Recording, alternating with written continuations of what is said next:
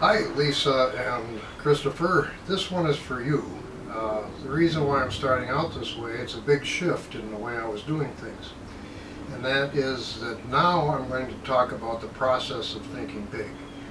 In my life, what's happened is I started in business in the year 1964. That's the year I opened up my first bank account under the name of Proud Industries. Incidentally, I'm Jeffrey Proud. I'm the author of the book Mega Smart, which is a guide to parent-driven education. And I'm going to begin this process with this webinar with the idea of why I'm doing this. I've been in business now for, in 2014, it would probably be almost 50 years. Not all of it has been the same career track, so I can't count all of that as years in business. But the thing that dawned on me later in life is the idea that I was applying a process called thinking big. And I applied this process to several different aspects of my life. One of them was how to make money. When I first began in business, like everybody else, I was an employee. I worked for people. In fact, I went in the Army first. Then, after getting out of the Army, which was a job, I went to work for people. The first place I went to work for was UNIVAC. UNIVAC was one of the original inventors of computers, and this was in 1964. So, what I also did in 1964 is I ended up getting into the real estate business, which is something I'll describe. A lot longer in my life later, and that is, I ended up in a situation where I was in a position to sell a business. And this was when I was 55 years old, and I thought I was too young to retire. So, at that point in time, there was a bunch of money changed hands. The business I owned was sold.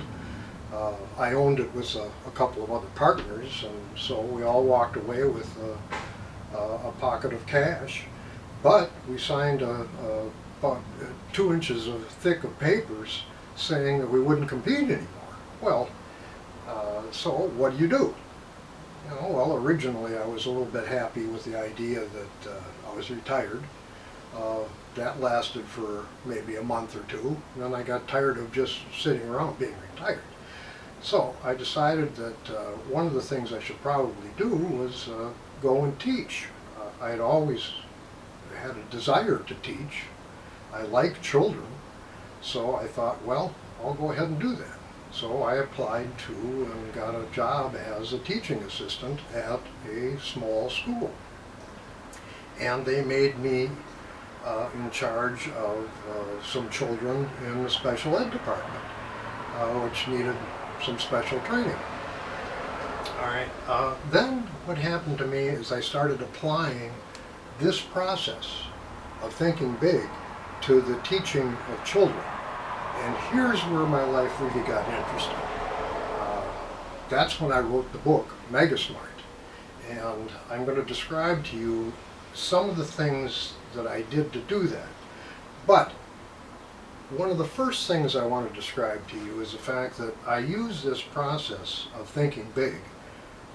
A lot of it early on was without knowing what I was doing, but later on it was by design, and that wasn't too far into the process.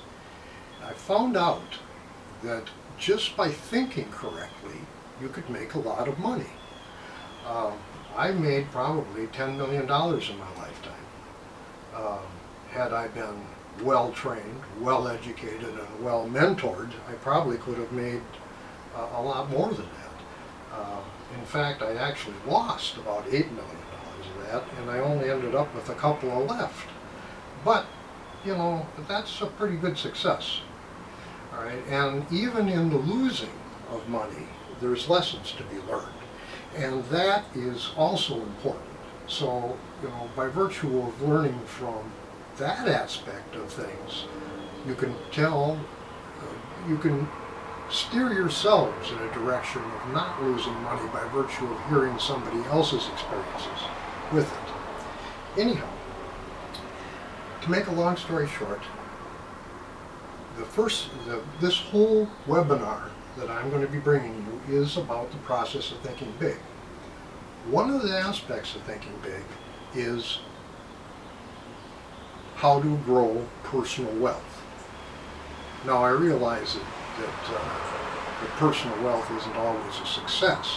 You can be successful without making lots of money. I know that. And you can have lots of money and be not very successful. I also know that. But investing, for instance, and especially the Warren Buffett way of investing, where you end up selecting things to invest in and whatnot.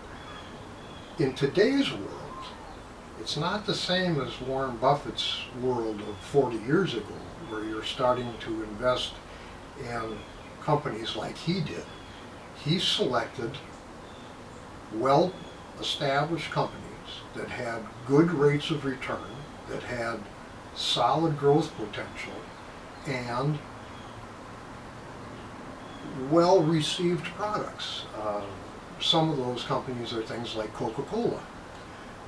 Food companies are good examples of that. He didn't invest in a lot of commodity companies, but we're going to discuss that. In today's world, that approach to investing is a little different, because now the thinking big part comes into play.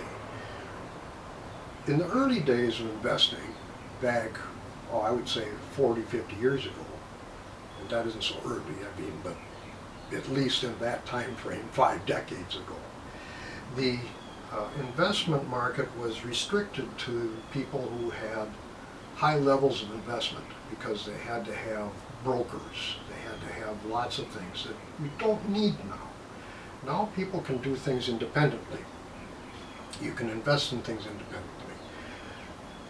Now, the key to investing isn't so much the product selection as it is the understanding of the demographics of the world, of the money flow of the world, the capital structures of the world, and maybe even the idea and concepts behind the existence of money itself.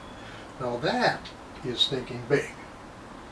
But if you know how money is flowing from one place to the other, and you can stand on the shore and watch all this flow of money go by, you can see where you place yourself in order to actually gain from this. That's the key to thinking big. Now, when I first started investing in property, what we were looking for is what I was looking for. The reason why I say we is because of the fact that a couple of people copied me. And they were very successful. And in a lot of ways we learned from each other.